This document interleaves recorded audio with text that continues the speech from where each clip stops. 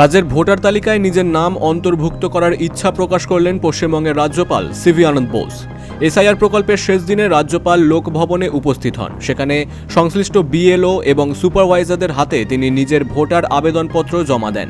বাংলা এবং বাংলার সংস্কৃতির সঙ্গে তার আত্মিক যোগের কথা উল্লেখ করে রাজ্যপাল বলেন, আমার পদবী বোস। আমি নেতাজি সুভাষচন্দ্র বোসের আদর্শে অনুপ্রাণিত। রবীন্দ্রনাথের সৃষ্টির এই ভূমির হওয়া মাটির সঙ্গে আমার গভীর মানসিক সম্পর্ক রয়েছে, তাই আমি এইখানকার ভোটার হতে চাই।